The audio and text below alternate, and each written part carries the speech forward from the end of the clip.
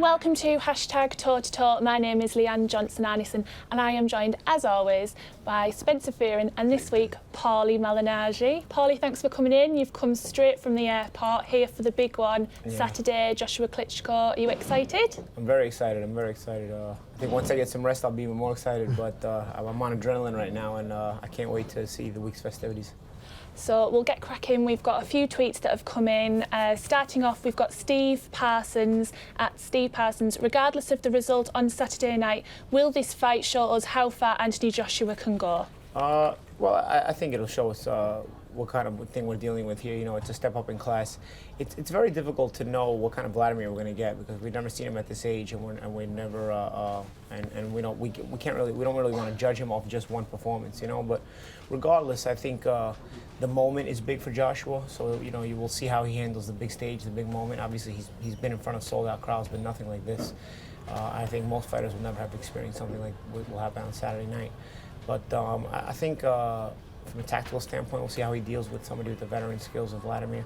We'll definitely see the progression and see how far he can go.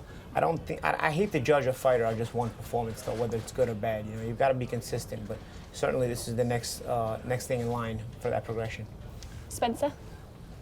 Wladimir Klitschko is 60% better than anybody that Joshua's faced. Joshua's embryonic stages. He's a baby. So the fight is more to do with the intangibilities of what Klitschko's got left and what Anthony Joshua has to bring to the table. This is what makes it a great fight. I think Anthony Joshua's going to go really far, regardless of the outcome, even though I believe that he can win this fight, but it's not going to be easy. But Anthony Joshua's going to go very, very far. Regardless of the outcome or not, he's still going to go very far. Super Mid News at Super Mid Box TV. What happens to Joshua if Vlad stops him? Where does he go? No! Why is this question even on there? Why is people trying to wind me up today, man? We're Team Joshua here. We're Team Joshua.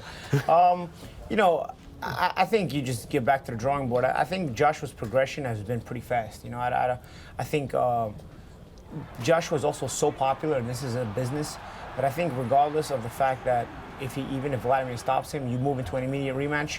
Or I think Joshua could probably still wind up with a world title fight against like a Joseph Parker or something like that. I think Joshua will demand the big stage because the numbers demand the big stage. You know, he's a popular fighter. He sells. He generates a lot of money. So if he gets beat, I still think he can wind up in a big situation and with a chance to rebuild right away. Probably most likely it would be a Klitschko rematch, but I still think there will be big fights out there for him. Maybe some of luster would be a little taken off of his name, but maybe it would alleviate some pressure too. You know, I think right now Joshua has so much pressure. I feel like he has the weight of all of Britain on his back. You know, and he's taking it very well. He's taking it in his stride. But I can't imagine the amount of pressure that he must feel when he's in the room by himself and thinking about all this too. You know. Lindsay at LS Lindsay. Wilder has offered Parker a unification fight with the winner to face the winner of Joshua v Klitschko out of all four. Who would be the ultimate winner, Spencer? Ultimate winner? I'm going to say Anthony Joshua, but you never know. Wilder by name, Wilder by nature, the guy can punch, and he really can punch. And he's a guy that he's got really elongated arms. I don't know where he got his arms from. Like, it should be in a Fantastic Four, right? Right? He's got them long arms.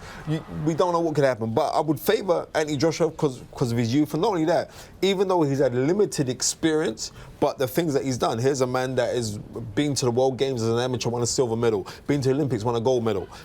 He's been a national champion here in the ABAs as well as the amateurs, moved on, turned pro, British, Commonwealth, and now world champion. He's ticked all of the boxes, and I think with his youth, and he's like a sponge. You speak to him, you speak to Anthony Joshua, he's going to break down on the breakdown, so he wants to know these things. He picks up things so good. I got Anthony Joshua being at the top of the tree.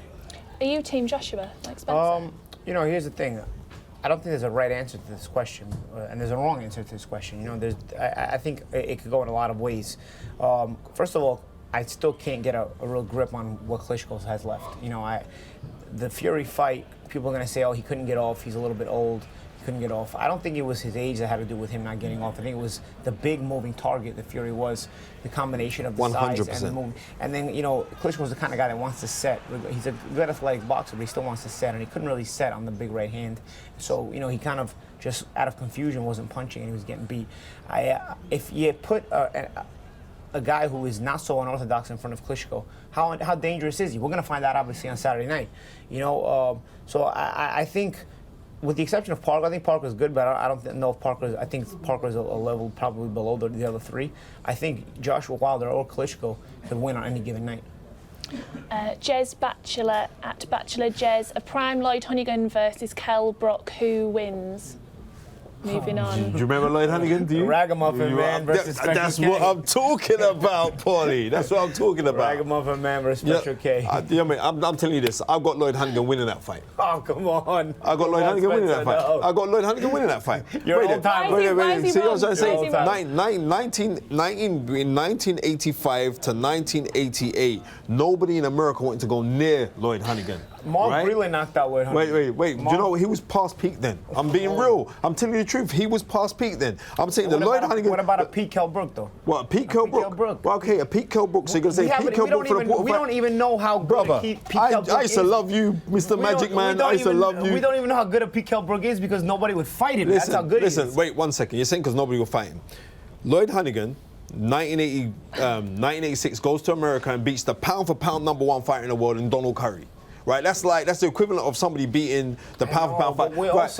And it's how it was a style in which he did it. I tell you, I like Lloyd Honeyghan. I'm not just because I don't think he beats Brook doesn't mean I don't think he's a good fighter. Curry was also on the way down. It's like, yeah, it's the guy that beats you first is the guy that's going to get all the credit. Obviously. Exactly. But there was also always rumors about Curry partying too much, doing drugs and whatnot. Is that Lloyd Honeyghan's fault? It's not Lloyd Honeyghan's fault. But what I'm saying Donald Curry could have been doing that when he beat Milton McCory. He could have done that when he beat Colin Jones. He beat really good, great guys. He's a great fighter. Right. Lloyd Honeyghan walked through him. Prior to that, Lloyd Honeyghan goes to Italy, beats one of your people, Gianfranco Rossi, who was an unbeaten fighter, who was an incredible fighter. Lloyd Honeyghan cold lamps him, knocks him, spark out. You young kids go and watch this on YouTube. To me, Lloyd Honeyghan, we can judge this fight after Kell Brook retires, but right now, for me, look, the man. How are you going to judge it when Kell Brook retires? We're talking about prime years. Right. So prime years, but even more so, we don't know if Kell's hit his prime yet. Lloyd Honeyghan beats Kell Brook for me. Put this one on debate. No, I don't Paulie, think you're going to agree on this I got one. Special K. No, leave me alone. We've got another one from Niall at Niall K. In your view, who is the #1 welterweight in the world? If Spence beats Brook, is he? I think it's between Thurman, 100%. Spence, and Brook. I really believe those are the top three.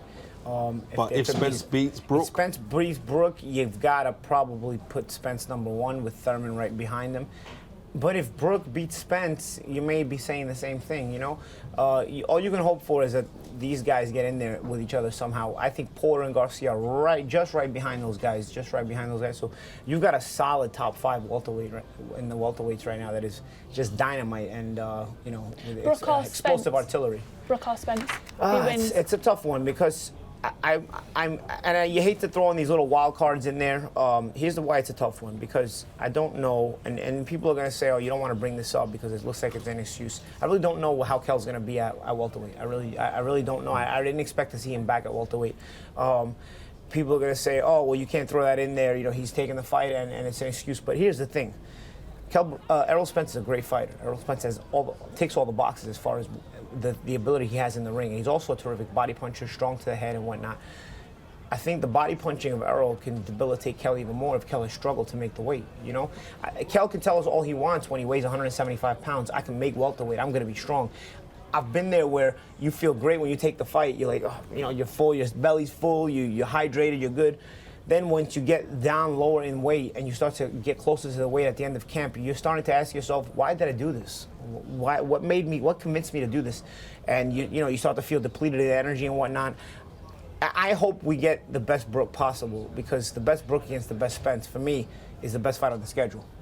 Listen, I want to know, everybody, Paulie Malignaggi should be a lawyer. If Paulie Malignaggi was in LA law, someone's going to jail because I didn't want to hear it. I'm a defense attorney. I didn't even want you to say that, because I've been saying this. I didn't want no one to agree with me. I'm saying I don't know if Kell Brook can do the weight.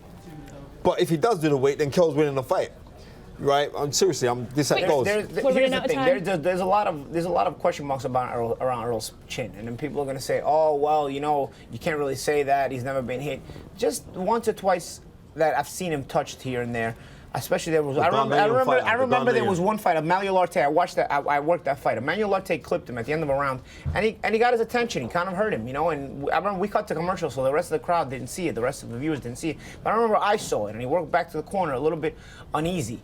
So I say this. I say, it's not about.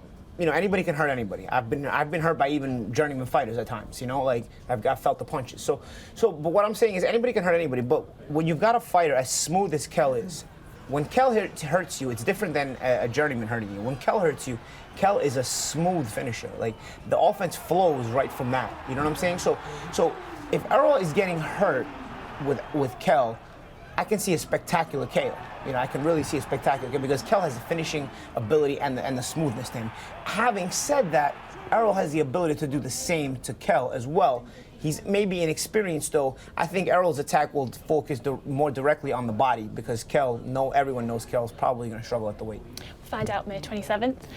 Dara MCS has tweeted in, Paulie, will you ever become a trainer? That's a question a lot of people are wanting to know.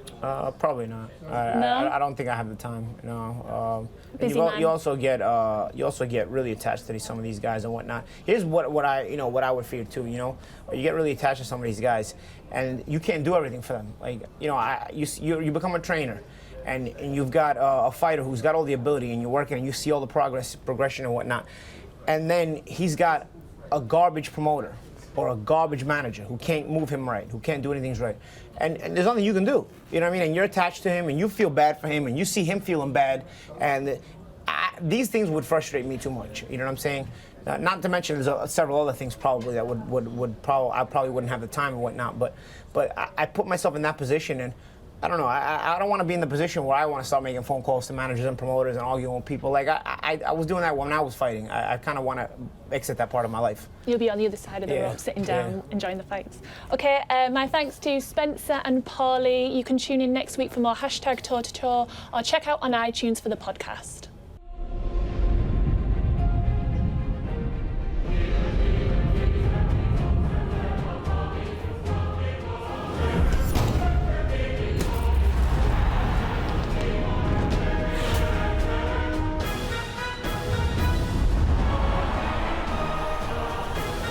Joshua Klitschko. Coming soon on Sky Sports Box Office. To order, see Channel 491 or go to skysports.com/Joshua. Enjoy Sky Sports Live. On all screens, on the go, and the best bits on demand.